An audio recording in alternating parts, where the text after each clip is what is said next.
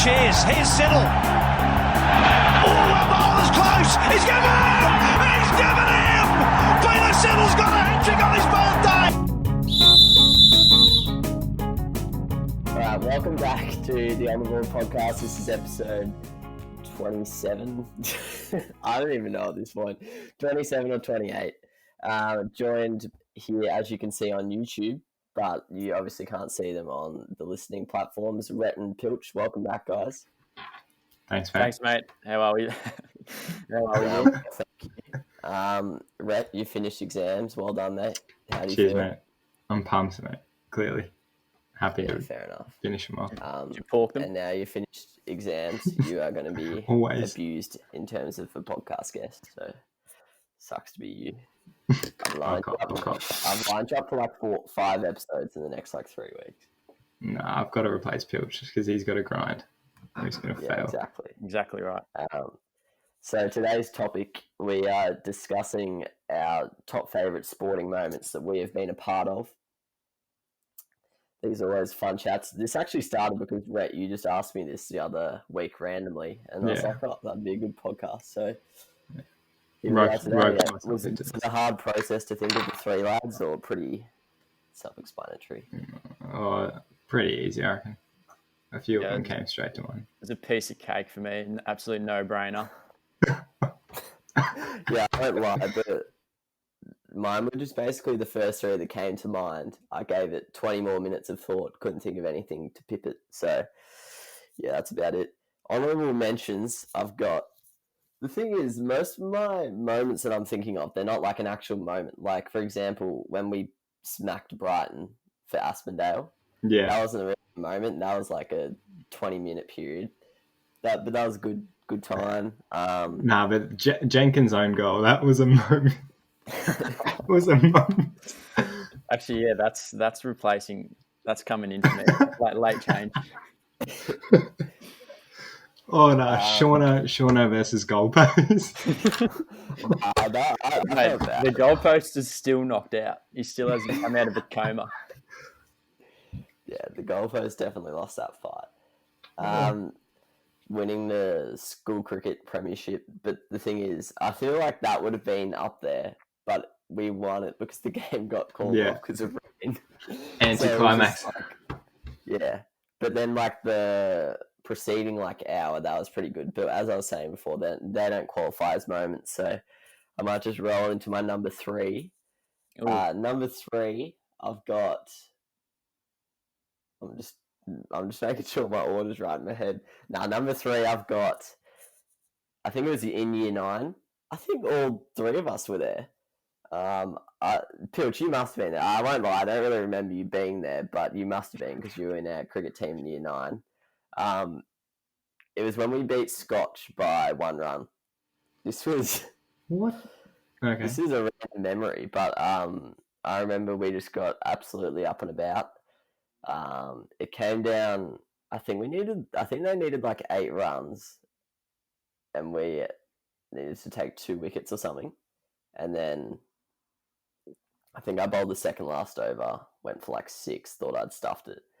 I don't know if we needed 2 wickets or just 1 wicket.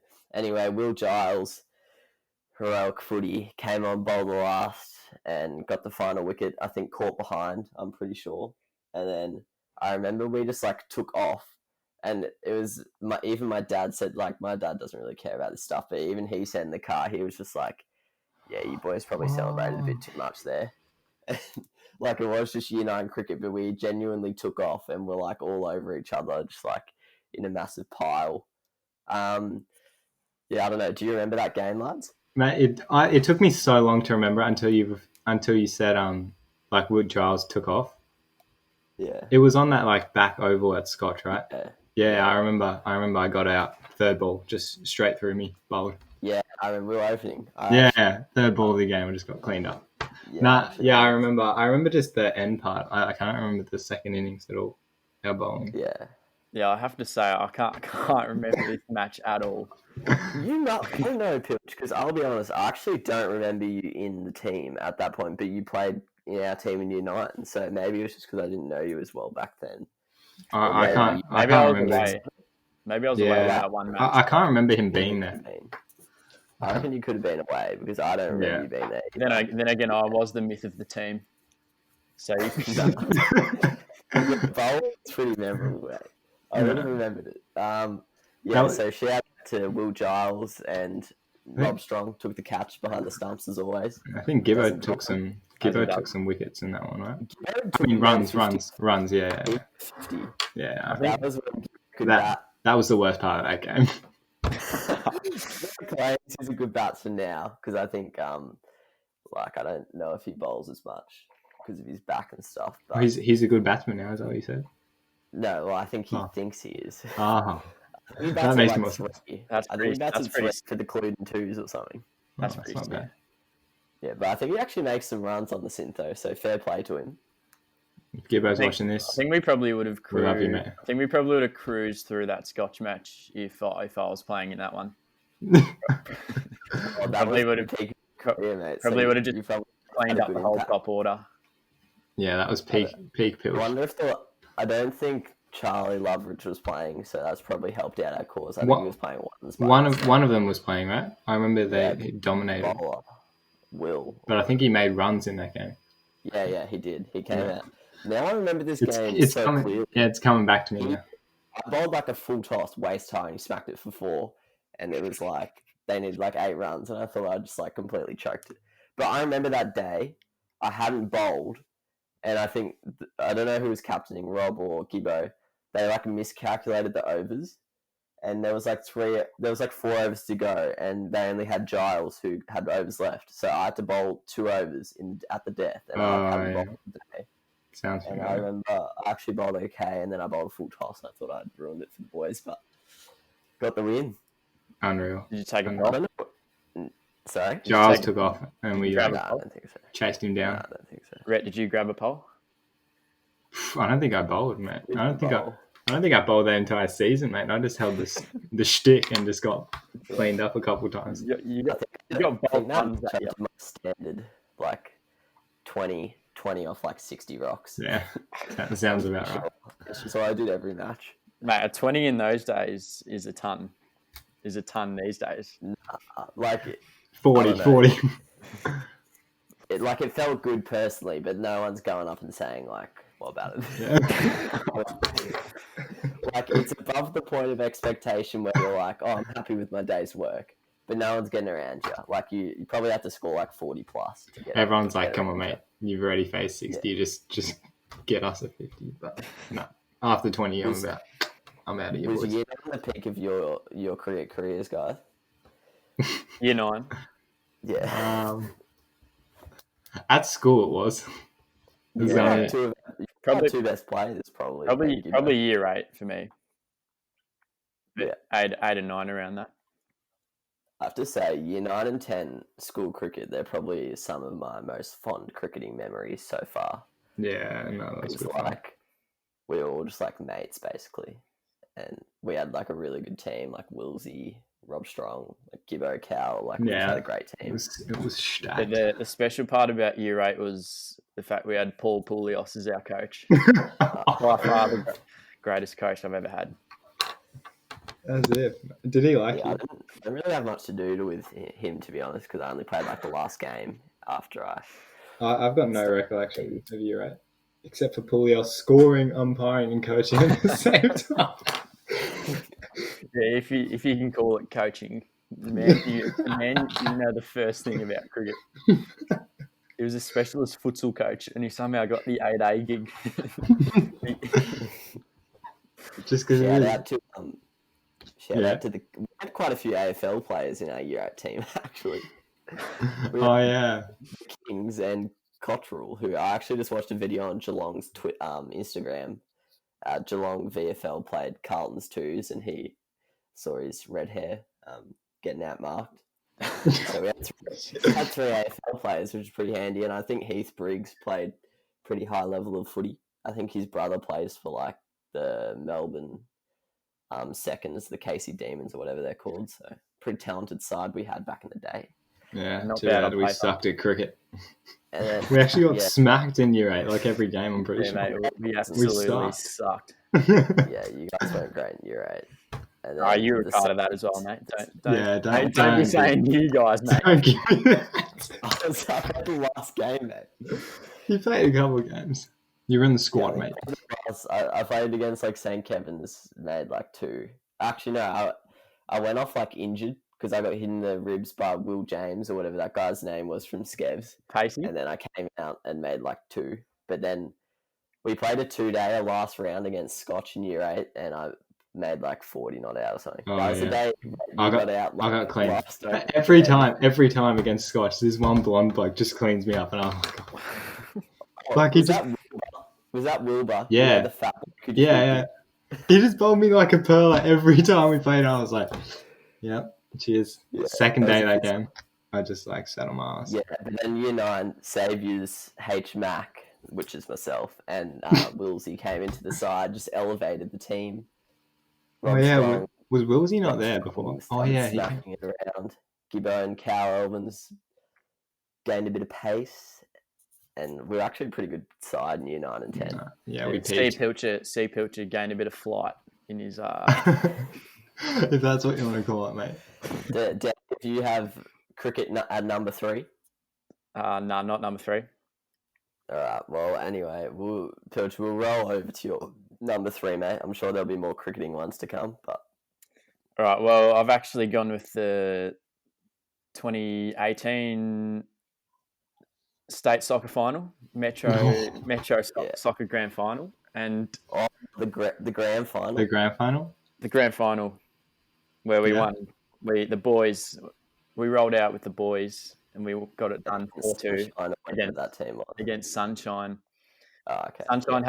Sunshine had an average strength and pace rating of 96. No racism, mate. Watch yourself. But yeah, it's hard to pin down a particular moment out of the match, but probably just the point where who kicked the sealer. I think it was Jimmy. Jimmy scored it like Jimmy scored 2. The free kick.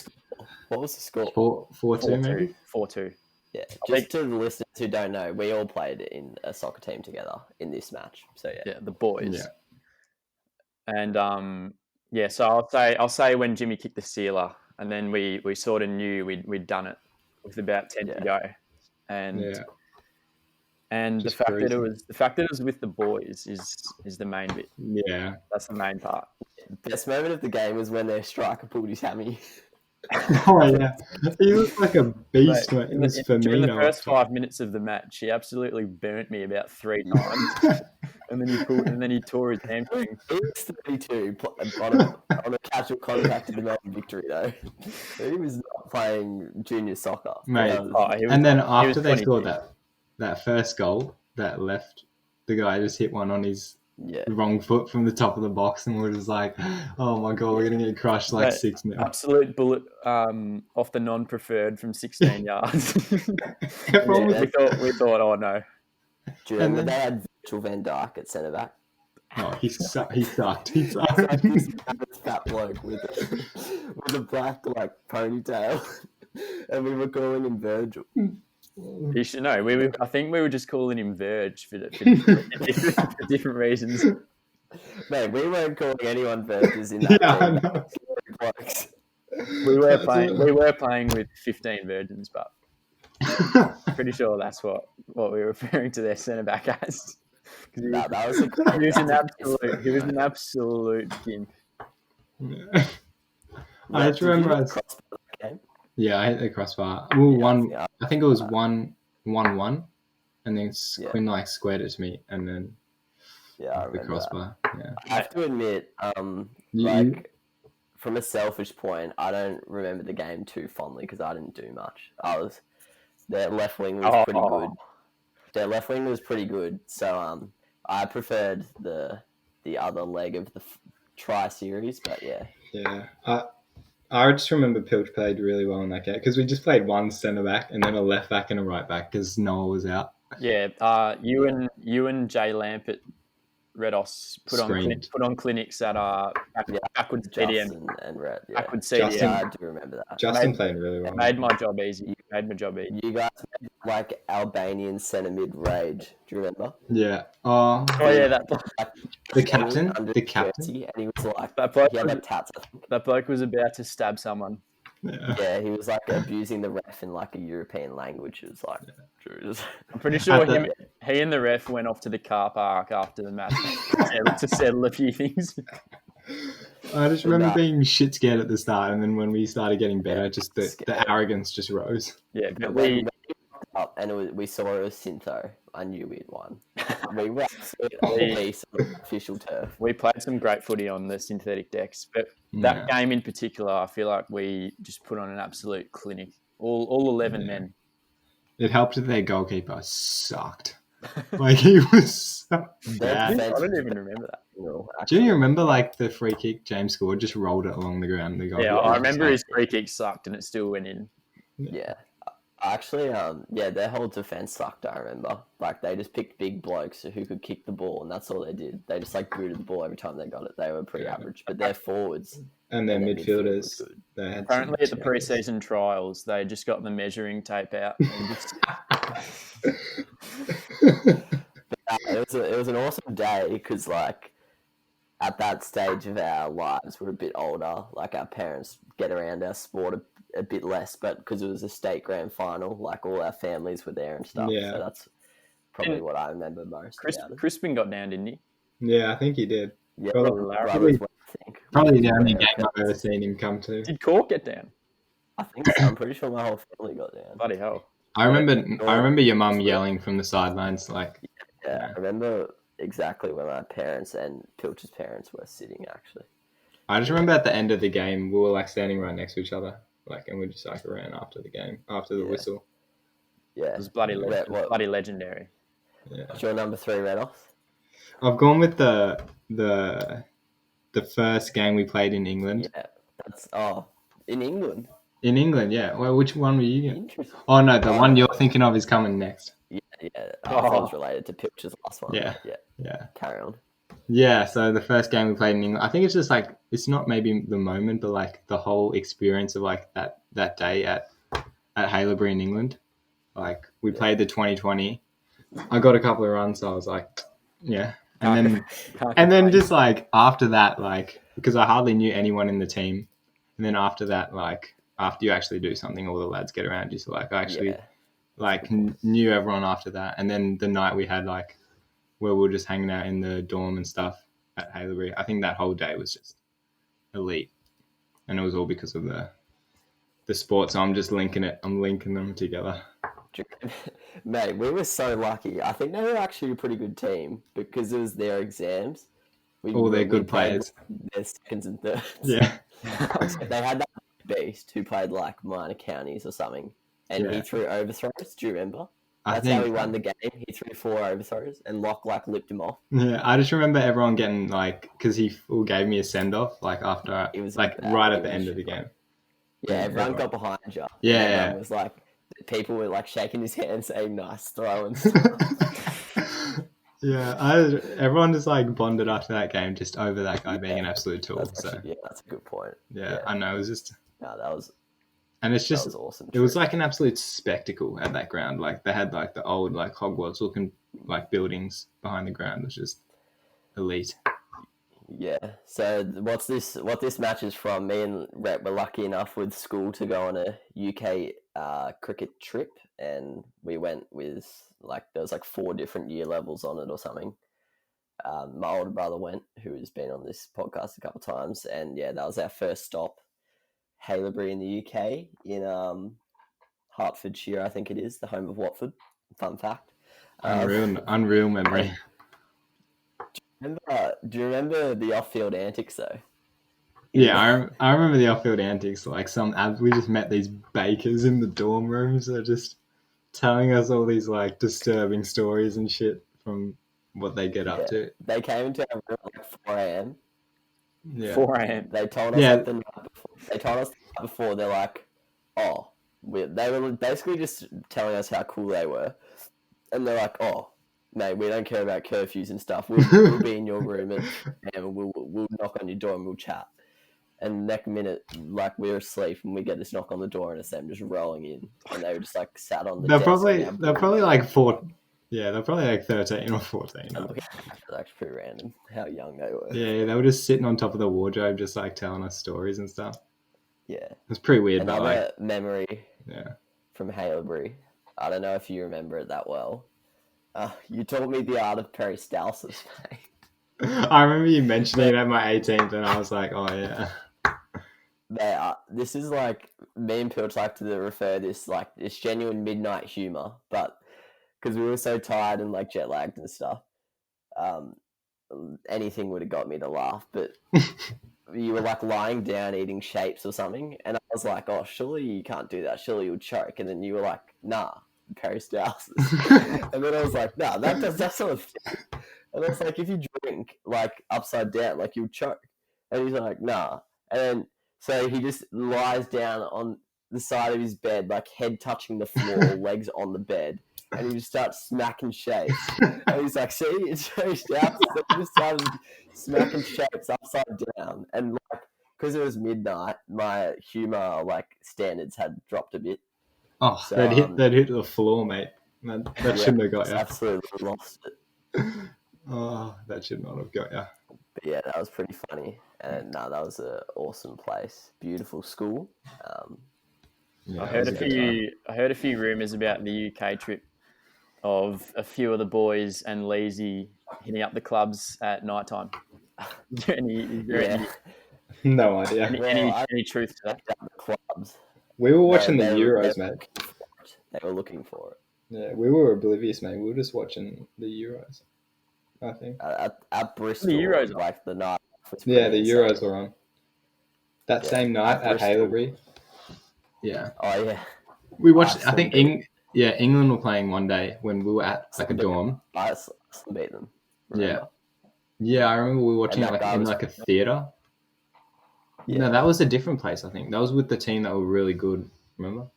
And then we went into that theatre and watched it, and they lost. Oh, yeah, no, you're right. That was at Marlborough. Yeah. No, there were so many good memories from that trip. Shall we move on? Yeah, I think me and Rhett have the same number 2, based on what we were saying before. Yeah. My number 2 is, so to explain what happened, if I'm not wrong, Pilch, you probably know more about the soccer system than me in Victoria, because I've only played a couple years in it, but there was 3 divisions in under 18A soccer. There was like South, East, North, or whatever. Mm-hmm. And to crown a state champion or a Melbourne champion, but they called it state champion, the winners of each division got picked. Well, didn't get picked, like earned the right to play in like a 3-match playoff kind of thing, like a tri-series. And so we were lucky enough to win our division. We didn't just win the division. Southeast or something. Did we destroy it? I don't remember. Absolutely. We injected some pork into that division. Oh, come on. Mate. Anyway. Anyway, so we got there. And then, so Pilch's match at his number 3, that was like on a Sunday. Then we played the other team on like a Tuesday, and then they played each other on like a Thursday, all in the space of like a week. So for me, my number 2 is the match on the Tuesday. So the very first game. Who was that against? I don't know. It was like some Ringwood or like Manningham. It was Manningham. Yeah, it was in Ringwood. I think the light blue team, but it wasn't Riversdale. No, because they bummed us. Yeah, so they were a really good team, probably a lot better than us in terms of like the way they played and just individual like matchup. If you went player by player, they were probably a better team. Like seemed like they all played like, I don't know, trained like 3 times a week. They played like genuine tiki-taka footy. So they were a pretty good team.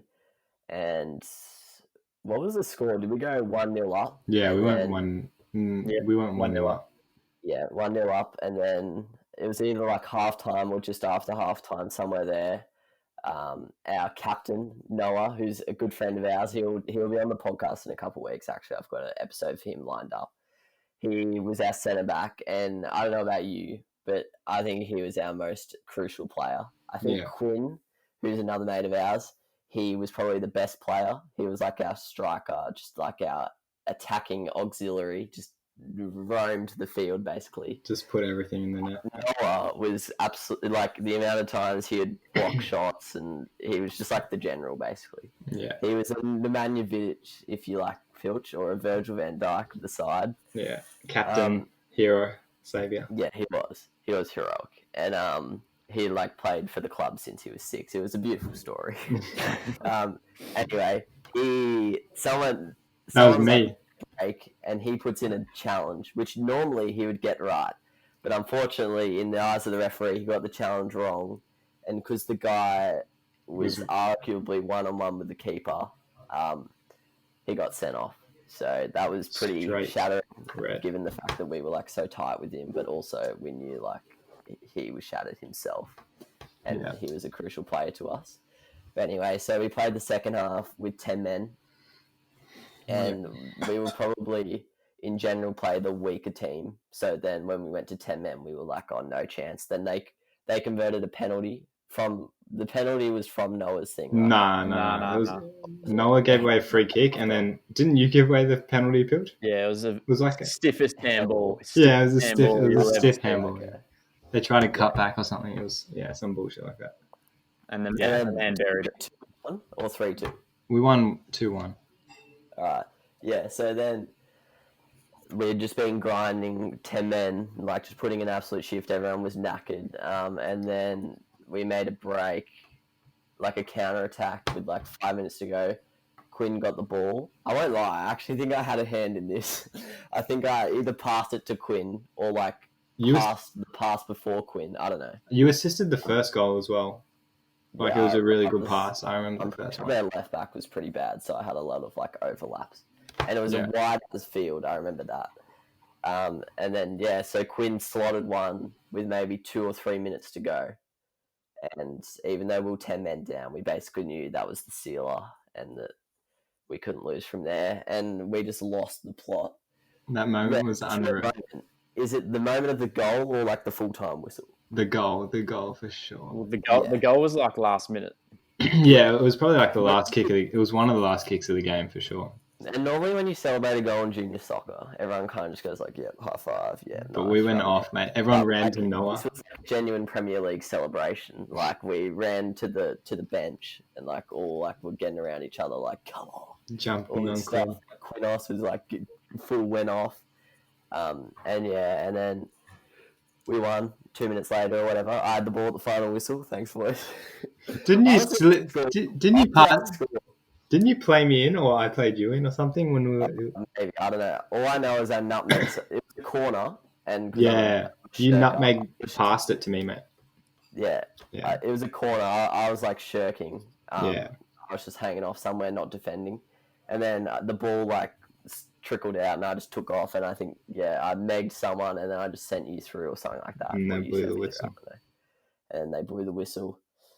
And I just remember, I don't know about you, but all I remember, I just ran straight to Noz, who was like, I don't know if he had been, but I think at some point he might have shed a couple tears because he was shattered that he had let the lads down or whatever. Yeah, he shed a few.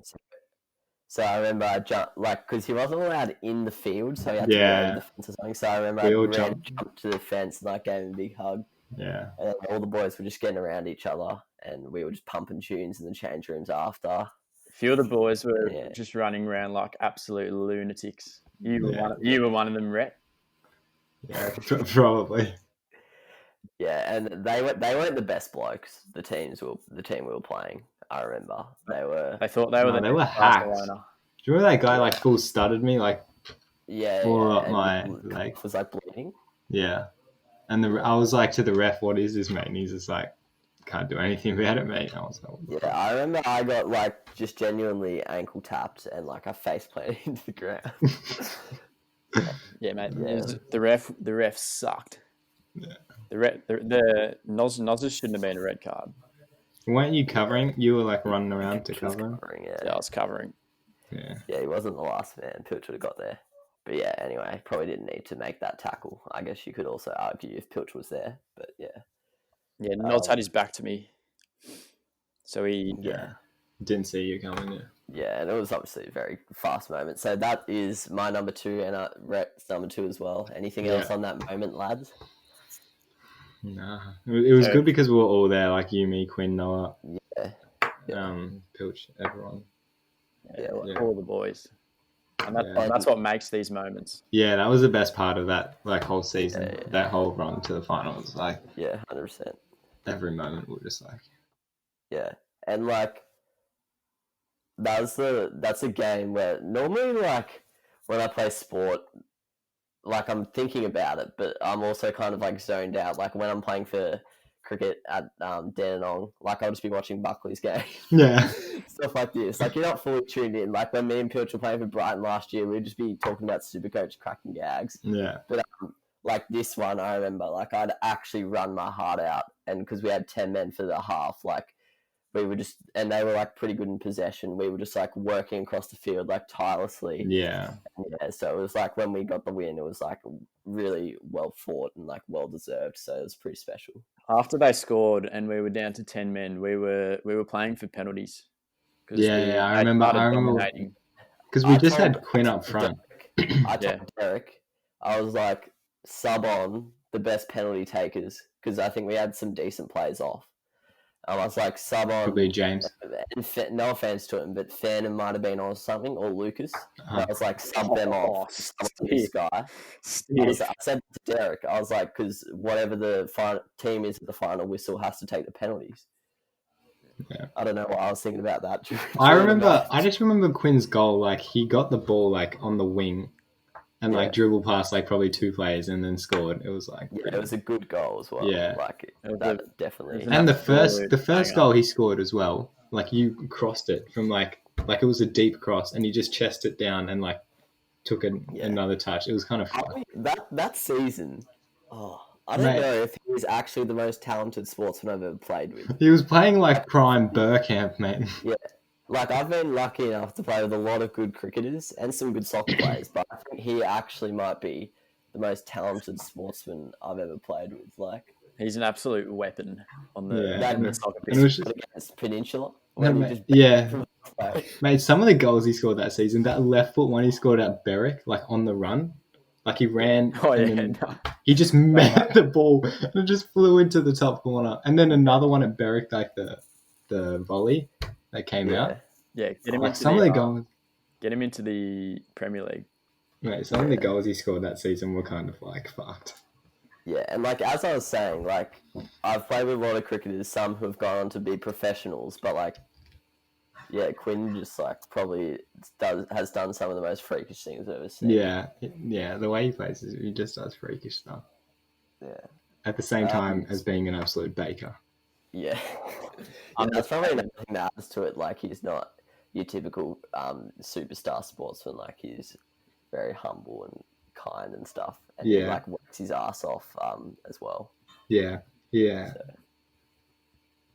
Pilch, what's your number 2, mate?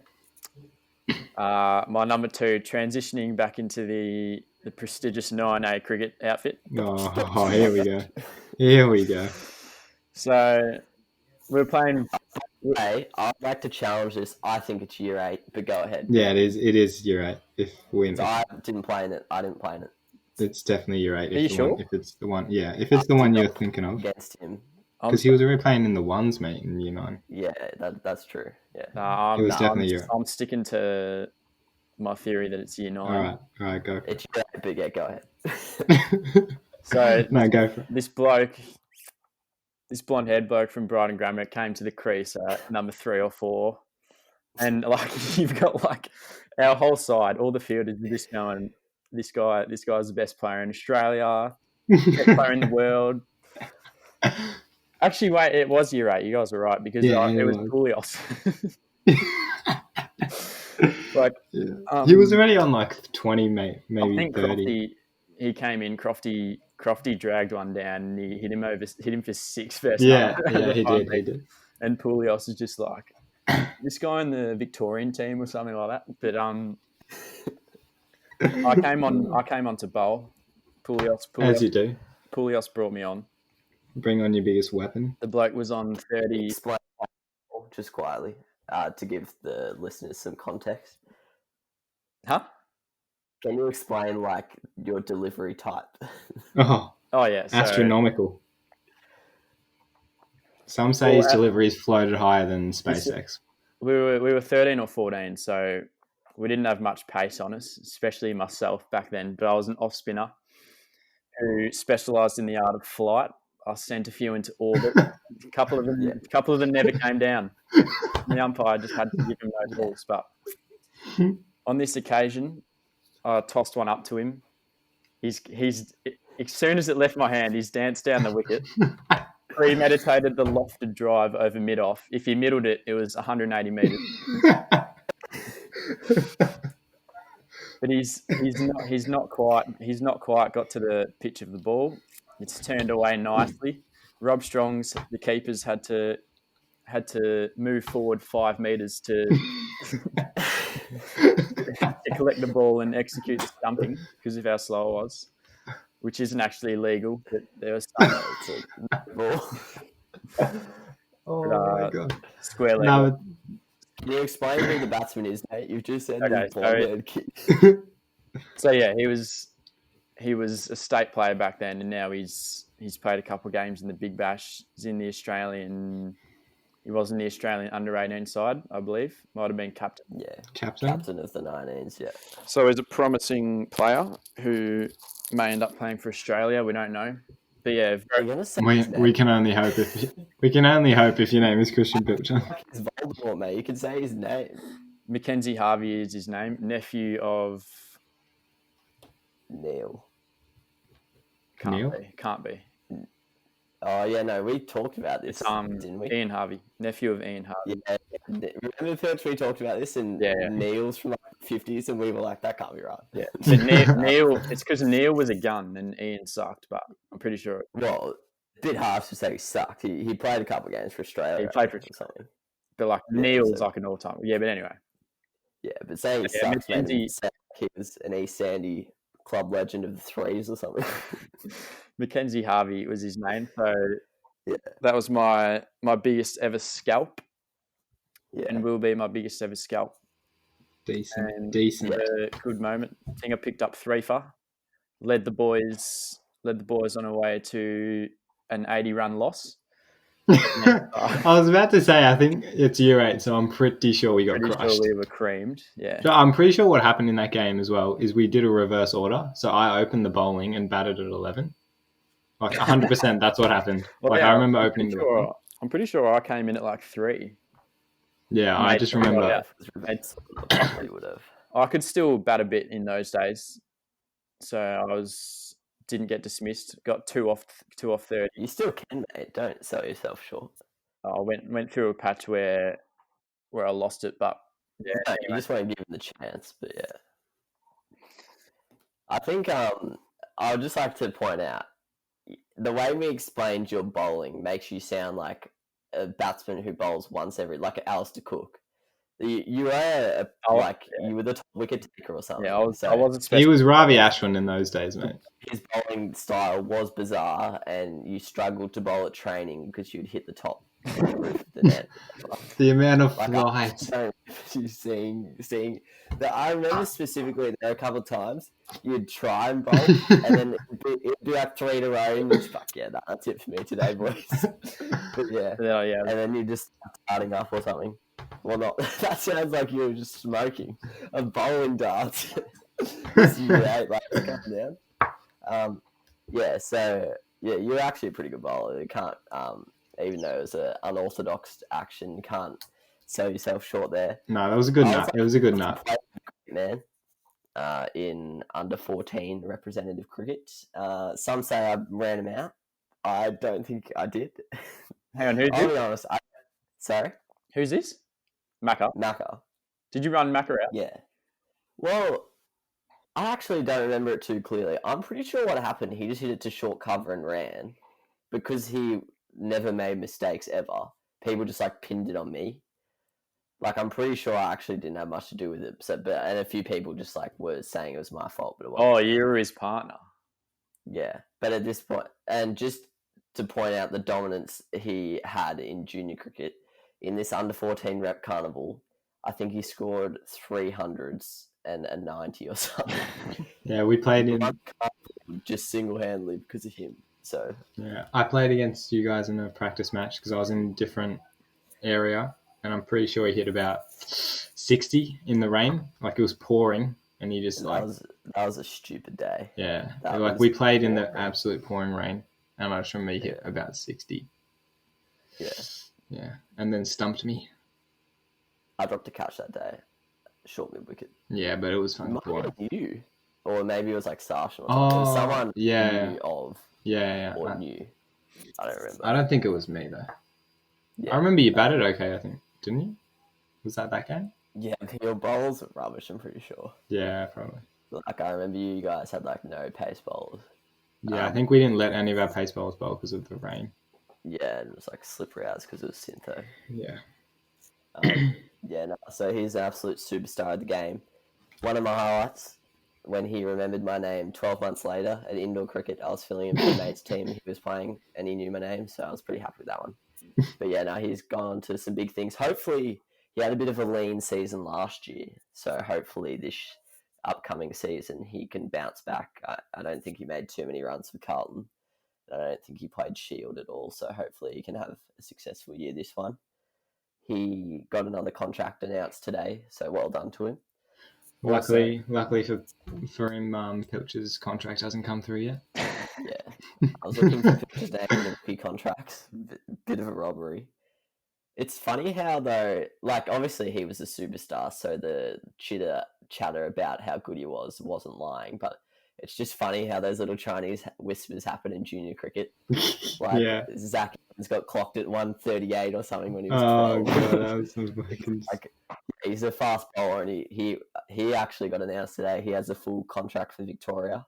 But, let's be honest, no 12-year-old can physically bowl 138 clicks or whatever. I just remember Callum Elvins just absolutely shirking that day.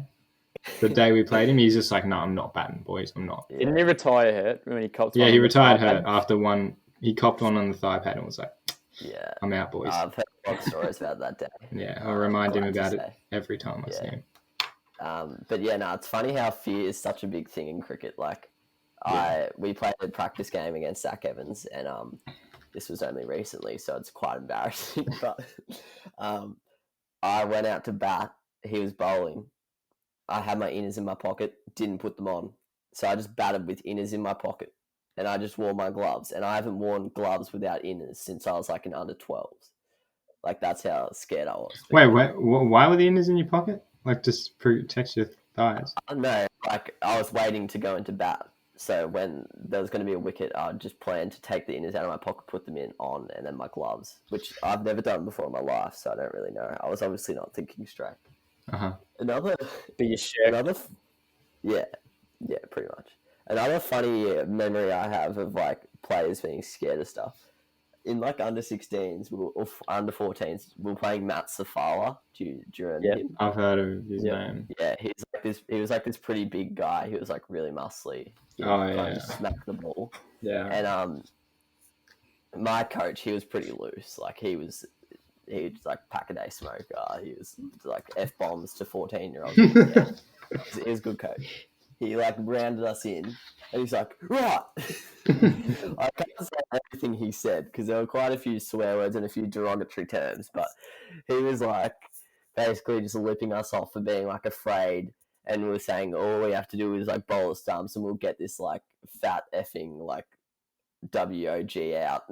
Like, it was freaking loose from him, but yeah, that's the kind of stuff that goes on in junior cricket with like the Chinese whispers. And how many did he hit? How many did he hit on that day? Yeah, we got him out very quick, like first over or something. Unreal. But yeah.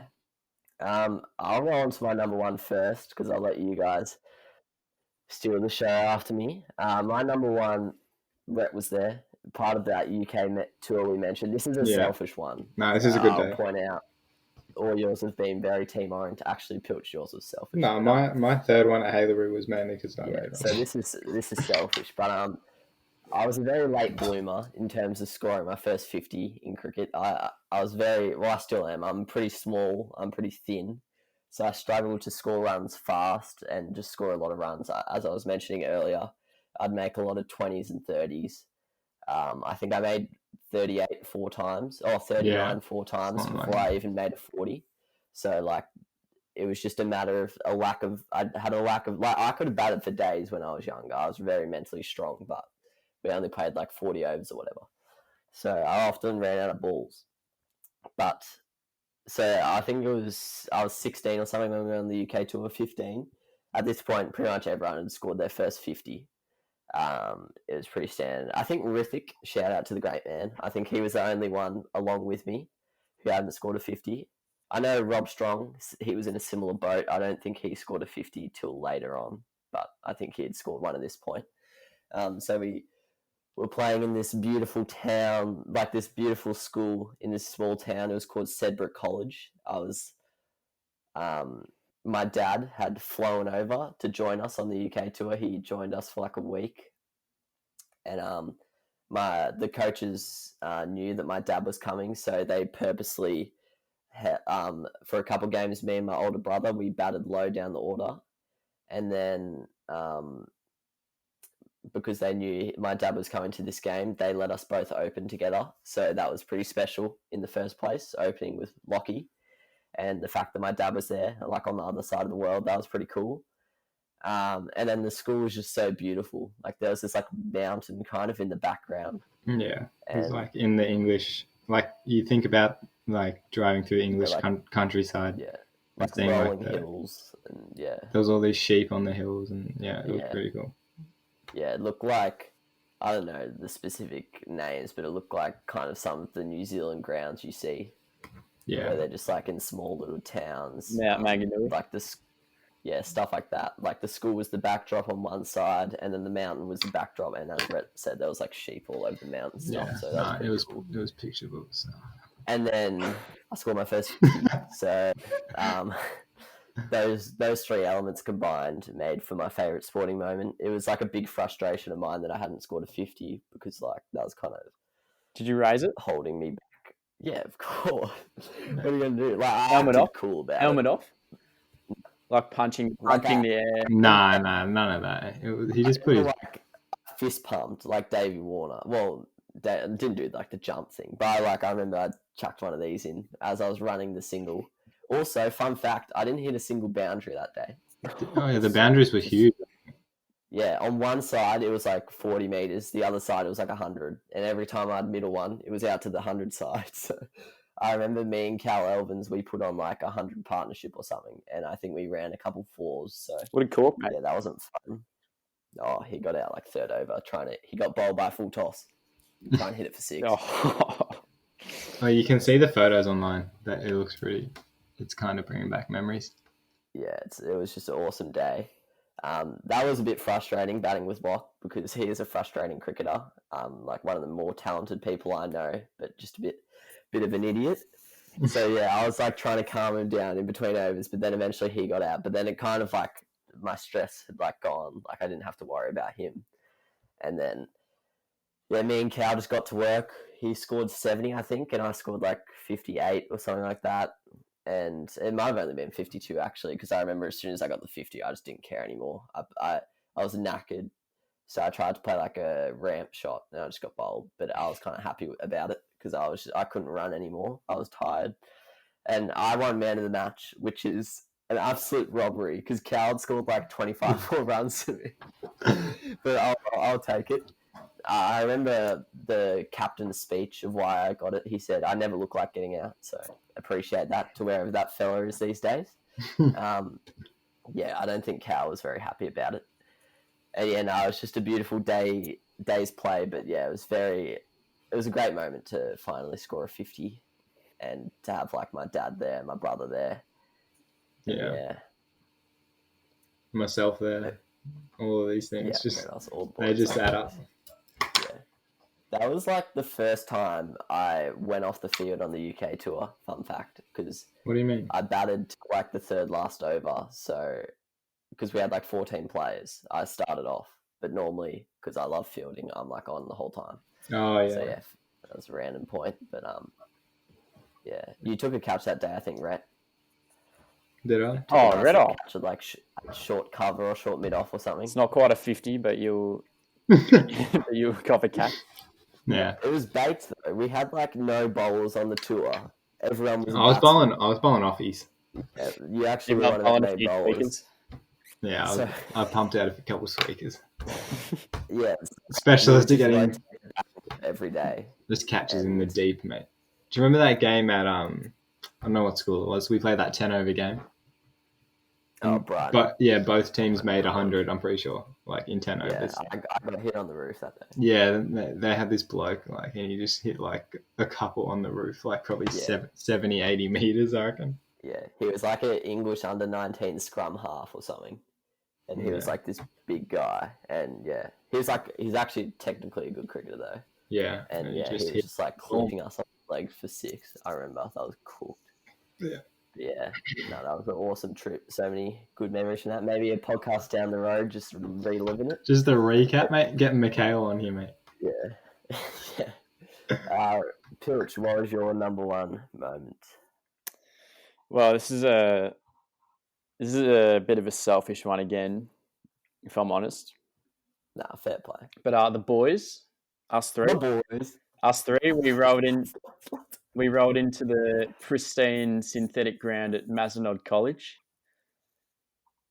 and we were just banging a few long shots. Oh my god! I think I know what he's gonna say. Okay, go. I've picked up I don't know if you boys remember this or not, but I picked up the nut on the Carlos thing, like the mic on. I picked up the nut on the right wing.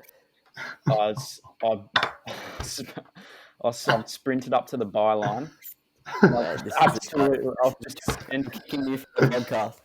I sent a traceable across the byline at about 90 miles an hour, and it just swazzed. Like it bent the laws of physics.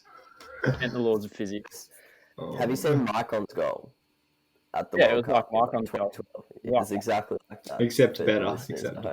Glad to see. Except better because it wasn't in an actual game. We were just having a kick. It wasn't at the World Cup. And it was closer to the goal, which actually makes it better because it has less time to curve. And there was no keeper. Yeah. Oh, well, it was completely along the ground. The ball didn't leave the ground. How was a moment in a kick around made your top 3 of all time? Number 1, mate. Didn't make my top 3, made my top 1, mate. You've had an illustrious sporting career across many sports. Nah, it's probably better because we just went for Frocos after. And the fact that, once again, it was with the lads. It was with the lads. Yeah, it's got nothing to do with the lads, let's be real, mate. No, because you got to brag. You got to brag about it because for the next, it was all about the kick. 5 years. Because we were all there, we can't even deny it. That was all about the boys. It was all about the boys and the kick across the byline into the far corner. Defying the laws of physics, not bad, mate. I don't even have any questions to ask. Any questions on that one? It's just bizarre, mate. You're just a bizarre man. Weird. All right. I have to be honest, your top 2 are just bizarre. That's stiff on the number 2. You should have gone the reverse order. No, because the thing is, surely the number 2 at the time wasn't actually that good. It's just better looking back on it because you know what he's become. Yeah. Like, you're trying to tell me if Macca just ended up being like a subbies cricketer. Oh, no. Would be your number 2. Yeah, you're not wrong, mate. So, in the moment, both of his top 2 are just godly because he can brag about them. Yeah. So, no, but anyway, I respect it. They're funny, so I'll call. Rhett, what's your number 1, mate? I've gone with it's club cricket. It's just your average club cricket under 17s. Grand final. It was just an elite game. It was like all the lads I've been playing with since I was maybe under 14s. We'd lost the grand final maybe 2 or 3 years in a row to like the same team. And then finally last year of juniors, they'd passed me the captaincy. Clearly the defining moment in that season.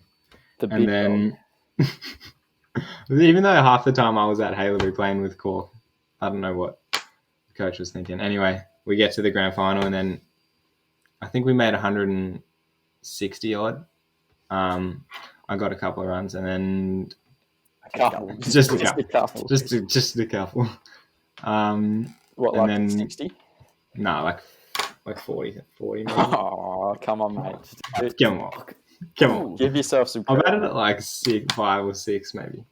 And then because all of our district players just left at like 8 o'clock, 11 o'clock. They just had to leave. So they opened the batting, hit some runs, and then just left. So we had like 6 players to bat the rest of the day. And then I ended up batting with the number 9 for like, I don't know, 20 overs. Anyway, the bowling innings comes and they were like dominating, and then we just took wickets at the end. Last over, they needed like 8 runs, and we just held them down. It was like a last over victory. Contained. Everyone sprints on the field, gets around each other. It was just elite. That's unreal. Elite I have to say, it's probably hard for me and Pilch to relate because DDCA, so the Dandenong District Cricket Association, is very different to Seeker. In what way? What do you mean? Well, after playing at Dandenong and hearing people's stories and stuff, everyone cares a lot more in DDCA. Yeah. Like, We just had really like passionate. Yeah, we just had like people's rivalries. families get around it all that stuff. Yeah, like everyone from the club came down, like all the seniors came down. So there was like probably like 200, 300 people there on the second day. And then I remember I dropped two catches of the same bloke. He ended up making like 40 something. Like on the second day, right? And then like he finally got out and they were like going closer to the victory. And then I took a screamer like in like the 5th last over after dropping 2 absolute they were sodas. At short cover? At mid-off, I think. They were both at mid-off. Or mid-on. They were sodas. And I took one. Like they've just spooned it straight to... They just like There's whacked. no feeling. They just whacked it straight at me and I just dropped it and I was like, I cannot handle mentally. I can't handle psychologically dropping a catch. yeah, no, because the first one ruined me and then the second one. Yeah, I dropped 2 the day before I left for my UK holiday this year. One of them was like very hard, but the other I should have caught. And like, I'm not kidding, it affected my mood the first like 3 days of the trip. Like, I Still thinking about it. Head. Like, because I put a lot of pressure on myself when it comes to cricket, especially in the field. So like, I cannot handle letting people down. Like, I don't care if I get a duck. I've done it to myself. But like, I just feel awful dropping catches. I hate the feeling. Yeah, I know the feeling very well because I put down every single catch that came my way. Nah, I've dropped quite a few as well. My junior career. Yeah. I'm like known to be a good fielder, but I have to say I'm prone to a clanger. Like Come on, that is not true. That is not I'd say I'm more a ground fielding specialist as opposed to like high catching. I've probably seen you drop credit, mate. Like less than 5 catches in the time that I've known you. I don't know what happened though. My fielding last year just fell off a cliff. Like, anyway, that's just some self-reflection in the potty. No, but yeah, as I was saying, there's just something like hearing some of the stories about the DDCA from the boys at Dandenong. Like one guy, he got into a fight in his grand final, ended up getting the batsman in a headlock. Like, that just does not happen. Regular occurrence, mate. Regular. Yeah, like, I'm not saying it happens every single match, but like, that would just never ever happen at Seeker ever. Like, the most controversial thing you'd get at a Seeker match would be like a mum lipping off the coach for a son not getting a bat. Nah, we have, like, mate, some of the shit in seniors that you've seen there, mate. Like, I'm talking fights every second week. Like, people just come to cricket drunk, high, aggressive, angry at their life, mate. It's the best environment to play cricket. Yeah, and like, you need that sort of passion. It does sound like the DDCA clubs, the juniors and the seniors, are like one big club. Where, I don't know about you, Pilch, but from what I think, a lot of the Seeker clubs, which are the clubs in like Bayside and Southeast Melbourne, they're very distinct. Like, it's only the last 2 years that our juniors and seniors have kind of become one club. Yeah, I feel like because all of the juniors at Buckley play seniors at Buckley, so all the lads get around them. Yeah. Whereas I feel like a lot of you guys, they go to private schools and then my club is like 2 or 3 under-16s would go on and play seniors. That was it. Yeah. But they're trying to fix that, so we'll see. But no, that's pretty much it. That's our top threes, isn't it, lads? Yeah. It is. Pilch should have reversed his, mate. I reckon. Is Macca Harvey the best sportsman, like the most famous person you've played sport with? Yeah. Haven't you played with Jaden Stevenson, Rhett? Oh, yeah. That probably takes the cake over Macca Harvey, to be honest. Yeah, at the moment. Well, what about but there's no chance he remembers me, mate. That was like half a season. Yeah, I think the Kings will overtake Jaden Stevenson, but at the moment, probably Jaden Stevenson. Yeah. Has to get the nod over them, probably. Yeah. But yeah, no, the Kings. Ben King, fun fact, he was my first wicket in Melbourne cricket. Really? Yeah. In the net? My very first match. In the nets? Nah, first match for Bo Morris, just across the road over there. Against Sandy? Yeah, just bowl one down leg. He just flicked it straight to Lockie Jones at square leg. Was I playing? Unreal. Probably, I don't know. You were like in and out of that team though. Because the final, you were like 13th man or whatever. You and Crofty were 12th and 13th man. Yeah. Nah, but... Which, looking back, that's just a pisser. Yeah. No, I didn't even know you at that stage, but that's so random looking back that we were legit played against each other, basically. My mum, I don't know if your parents are involved in this, but my parents always lip off the East Sandy parents for like the way they carried on when they won. Like they reckon they carried on a bit too much for an under-14 cricket match, but Just it's a bit of salt coming off the John just getting a bit too rowdy. no, I don't think my parents give a crap about Bo Morris cricket. They're probably the opposite. Yeah, my dad just yells. My dad just yells at me if you get down. No, because I remember this distinctly. The parents, a few of them, they grabbed each other and formed their own celebratory huddle. Like, I think that's for the players, lads. That wouldn't have been my parents. Yeah, no, probably not. Our parents were screaming though. They screamed at soccer. Yeah. Like my mum was passionate, but she wouldn't get around the other parents for success. Like that's pretty weird. But good memories actually. Yeah. What sounds like the best moment out of that? Your moment. I cannot cop, mate. I think the semi-final sounds like the best one. I reckon the one where Quinn scored the winner. Yeah, I tend to agree. Or the Swaz at Mazenod. Shut up.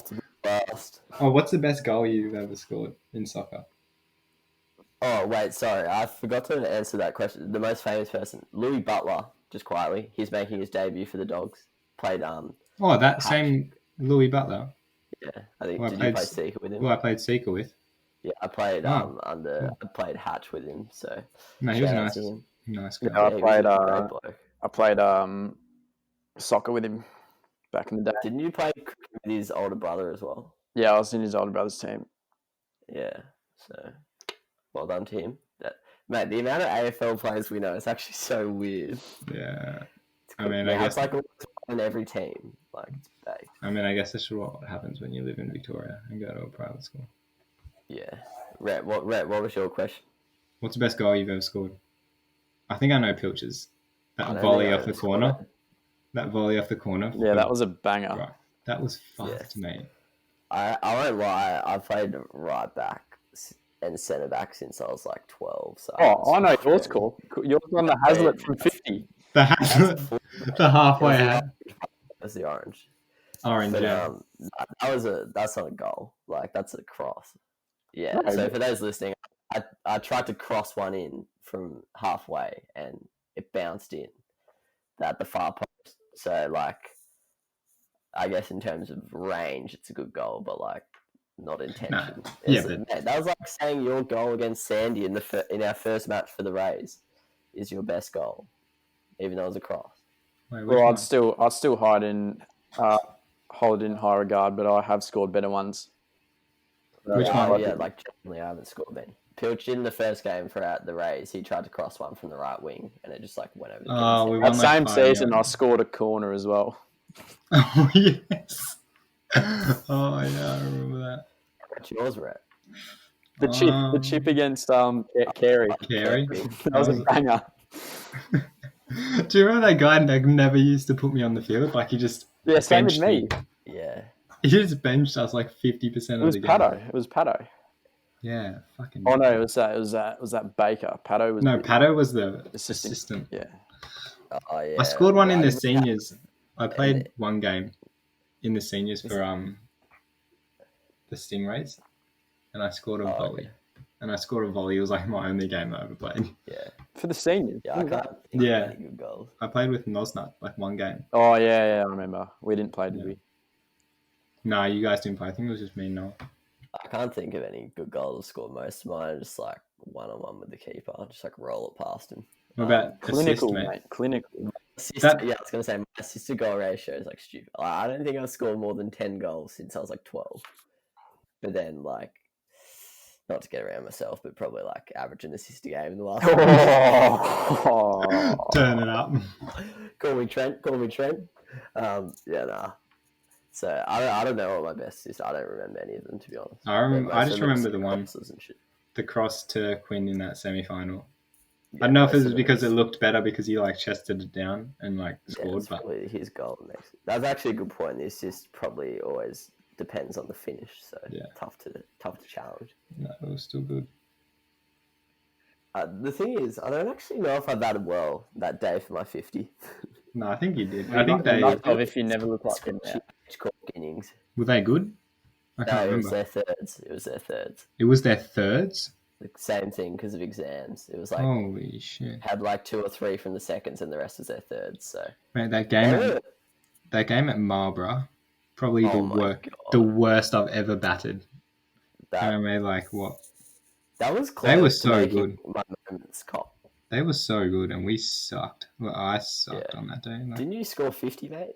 But it was the worst. Come on. Do you remember? All edges, yeah. I'm talking didn't middle one all day. Yeah, and I made 49 or 48. We're doing laps, and I remember we got stuck at third man, and we just had to keep fielding the ball because you kept just edging it or hitting it late and slicing and stuff.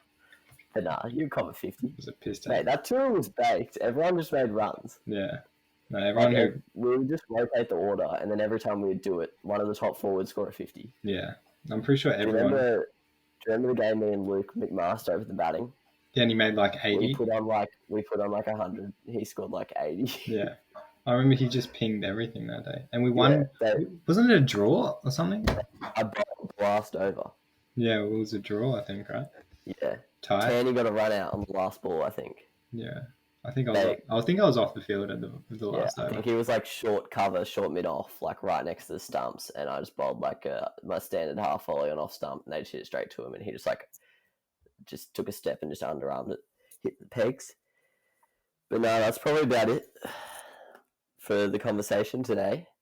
I forgot to shout out the YouTube channel at the start. I need to start doing it because otherwise it's just going to get doughy. So if you're still listening, go get on the YouTube channel. It can be found through my Instagram account and everything else. If you are still listening, well done. Yeah, we've been talking absolute trash, so it's been a pisser though. Yeah. Tell me that. I'm gonna love editing this one. No one's listening. Tell me anyone's understood what we've been saying. We've explained them so poorly, but because we've all been at all of them, basically. Yeah, true. I'm telling you, this one made no sense. What that is. When Noah and what? When Noah and Quinn there that day? Us three. So no one's getting it. To distinguish which one was which, but I reckon only those two, and maybe my brother would understand what the fuck is going on. Yeah, so sorry about the poor explanations. Hopefully you just enjoyed the dynamic of the lads. The fucking boys. One day we'll have to. Sorry, we've got some chemistry. Yeah, and Us three lads. fair to say that's what won Aspendale the title. But anyway, Core. Some genuine perfect links going on in this Skype call. Some genuine perfect links. But thanks for listening.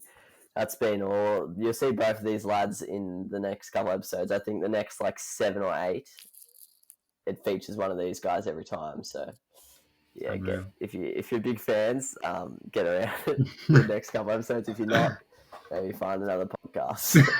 Thanks for listening, and thanks for joining me, lads. Cheers, mate. Cheers, mate.